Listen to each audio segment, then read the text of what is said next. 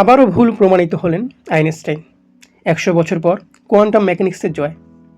এটা শুনে হয়তো অনেকেরই চোখ এখন কপালে উঠে গেছে। চলুন এটা নিয়ে আলোচনা করা যাক। আলবার্ট আইনস্টাইন আমাদের মহাবিশ্বকে দেখার চোখটাই বদলে দিয়েছেন, কিন্তু তিনি জীবনে অনেকটা সময় ব্যয় করেছেন কোয়ান্টাম মেকানিক্স ভুল প্রমাণ করতে। আইনস্টাইনের সেই বিখ্যাত উক্তিটা নিশ্চয়ই শুনেছেন, ঈশ্বর মহাবিশ্ব নিয়ে পাশা খেলেন না। তিনি বিশ্বাস করতেন এই মহাবিশ্বের সব কিছুই চলে একটি নির্দিষ্ট নিয়মে। কিন্তু কোয়ান্টাম মেকানিক্স বলে উল্টো কথা।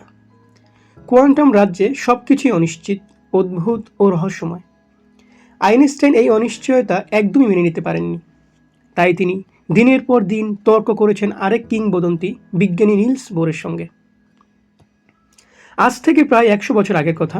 ১৯২৭ সালে বেলজিয়ামে বসেছিল বিজ্ঞানের ইতিহাসের অন্যতম সেরা আড্ডা, পঞ্চম সলভে কনফারেন্স। সেখানে উপস্থিত ছিলেন Marie Curie, Heisenberg, Einstein, Niels Bohr সহ বাঘা বাঘা সব বিজ্ঞানী। সেখানেই শুরু হয় এক ঐতিহাসিক বিতর্ক। নিলস বোর বলেছিলেন কমপ্লিমেন্টারিটির কথা। সোজা কথায়, কোয়ান্টাম জগতে আপনি চাইলেও একসঙ্গে সব কিছু জানতে পারবেন না। ধরুন, আপনি যদি কোনো কণার অবস্থান নিখুঁতভাবে মাপতে চান, তাহলে ভরবেগ সম্পর্কে আপনার ধারণা ঝাপসা হয়ে যাবে। আবার ভরবেগ মাপতে গেলে অবস্থান হারিয়ে ফেলবেন। হাইজেনবার্গের অনিশ্চয়তা নীতি একই কথা বলে। আইনস্টাইন বললেন, এটা হতে পারে না। আমি এমন এক পরীক্ষার কথা ভাবছি যা দিয়ে দুটোই মাপা সম্ভব। তিনি একটা কাল্পনিক পরীক্ষার প্রস্তাব দিলেন। বিজ্ঞানের ভাষায় একে বলে থট এক্সপেরিমেন্ট বা মানস পরীক্ষা। আইনস্টাইন প্রস্তাব করলেন বিখ্যাত দ্বিচির পরীক্ষার একটু উন্নত সংস্করণ। সাধারণ দ্বিচির পরীক্ষায় দেখা যায় ইলেকট্রন বা ফোটন যখন দুটি ছিদ্রের মধ্য দিয়ে যায় তখন তারা তরঙ্গের মতো আচরণ করে এবং পর্দার উপর একটা বিশেষ নকশা তৈরি করে। আবার সেগুলো মাপতে গেলে আচরণ করে কণার মতো। আইনস্টাইন বললেন, আচ্ছা, আমরা যদি প্রথম ছিদ্রটা নড়াচড়া করার ব্যবস্থা করি, কণাটি যখন ওই ছিদ্র দিয়ে যাবে তখন তার ধাক্কায় ছিদ্রটি একটু নড়ে যাবে। সেই নড়াচড়া থেকে আমরা কণাটির ভরবেগ জেনে যাব। আবার পর্দার উপর ওটা তরঙ্গের নকশাও তৈরি করবে। তাহলে তো বোরের তত্ত্ব ভুল প্রমাণিত হলো। আমরা একই সঙ্গে কণা এবং তরঙ্গের ধর্ম পেয়ে গেলাম। কিন্তু নিলস বোর তখন বললেন, না আলবার্ট, তুমি ভুল করছো। তুমি যখনই ছিদ্রের নড়াচড়া দিয়ে ভরবেগ মাপতে যাবে, ঠিক তখনই হাইজেনবার্গের অনিশ্চয়তা নীতি কারণে পর্দার উপর ওই তরঙ্গের নকশাটা ঝাপসা হয়ে যাবে বা মুছে যাবে।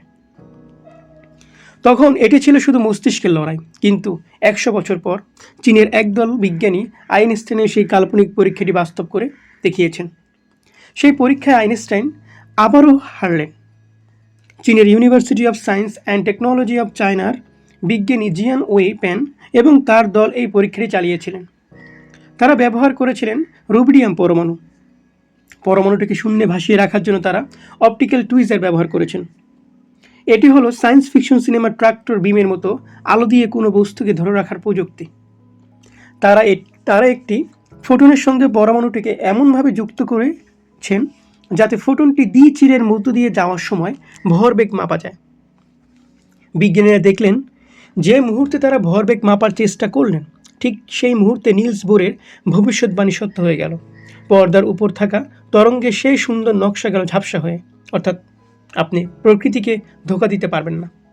আপনি যখনই কণার ধর্ম মাপবেন, তরঙ্গের ধর্ম হারিয়ে যাবে।